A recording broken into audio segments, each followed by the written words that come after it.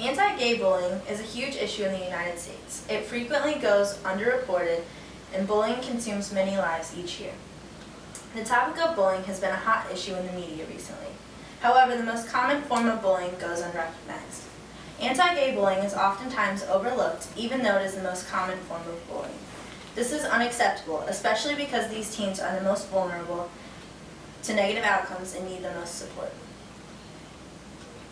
In this speech, I'm going to convince you that first, there's a problem with bullying of the lesbian, gay, bisexual, and transgender youth. I will back up my statement by explaining to you the psychological outcomes of bullied teens based on their sexual orientation, suicide rates and prevalence rates among teens, and the civil rights issue on hand. First, some shocking statistics. 9 out of 10 LGBT teens were bullied in the last year due to their sexual orientation. LGBT teens are 2 to 3 times more likely to commit suicide than heterosexual youth. 40% of violent attacks took place at school, and 60% of LGBT youth reported feeling safe or feeling unsafe in school. You now know the statistics. Now are some real-life examples. All 3 of these deaths have occurred in the last few months. This is Brandon, Jack, and Kenneth. After enduring constant death threats, including stabbing and other violent threats, 16-year-old Brandon of El Paso, Texas, swallowed a large amount of pills that led to the ending of his life. He was bullied relentlessly at school for his sexuality. In a note left to his family, he said he couldn't make it and that he loved his family with all of his heart. Another teen named Jack committed suicide after reportedly experiencing anti-gay bullying throughout his education. During his time of death, his boyfriend, Alex Smith, was speaking at an anti-gay bullying rally and was unaware that his boyfriend at the time had committed suicide. The last example over here on the right is of Kenneth, and he was a 14-year-old gay teen. He committed suicide after being teased and bullied by classmates in his high school. He had come out earlier that year, and as a result, some of his friends turned on him. In addition to that, many of his friends started an anti-gay website in which they added Kenneth and his friends to be members. Shortly after that, he started receiving death threats and killed himself. Now I'm going to define what bullying and cyberbullying is. And bullying is aggression that is intentionally carried out by one or more individuals and is targeted towards a victim who cannot easily defend him or herself. This includes fighting, name-calling, threats, and social exclusion. Cyberbullying is the intentional aggression carried out by one or more individuals using electronic forms of communication. Both of these forms were used to intimidate and harass the victims above. Anti-gay bullying not only affects individuals, but not only affects individuals physically, but can cause psychological harm.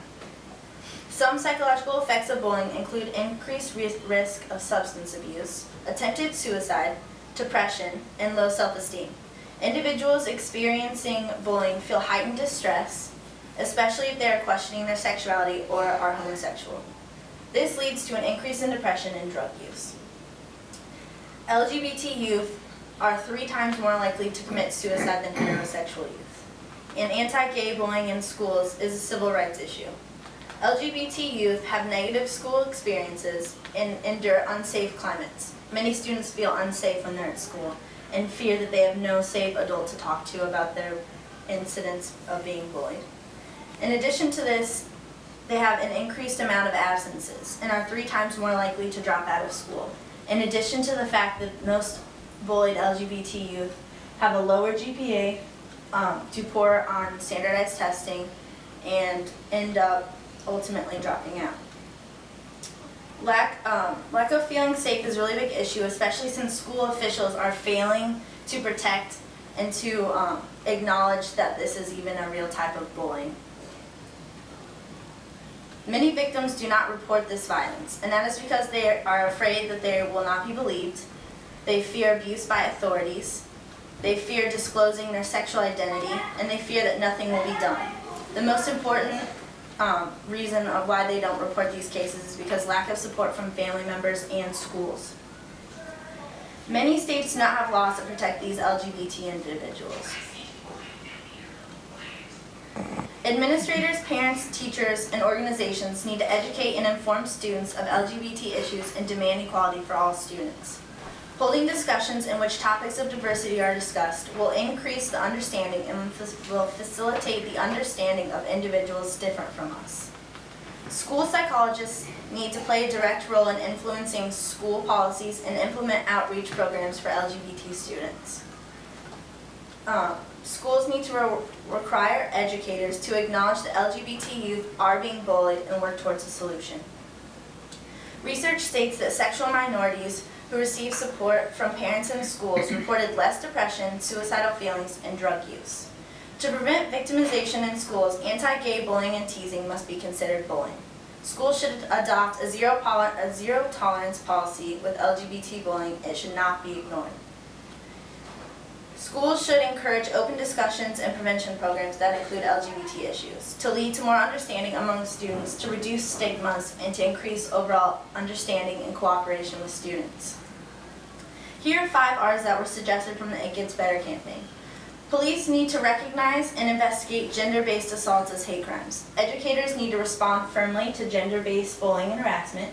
Media needs to report of this epidemic with gender-based violence. Legislators need to ratify laws and policies that track gender-based hate. And most importantly, youth and organizations need to reach out and educate local youth on gender and violence. In conclusion, I've told you about a horrific problem that is taking victims' lives. Teens who are suffering alone due to isolation and withdrawal need our help. Anti-gay bullying needs to be stopped. This issue is causing teens to experience psychological harm, lack of education, and at times it results in suicide. How many more teens will die because of ignorance of school faculty and administrators? Administrators, teachers, parents, and students need to demand equal rights and protection of all students, regardless of sexual orientation. This isn't an issue of religion, morality, or support of this lifestyle. It is a matter of protecting our kids and providing them with a safe environment to live and learn.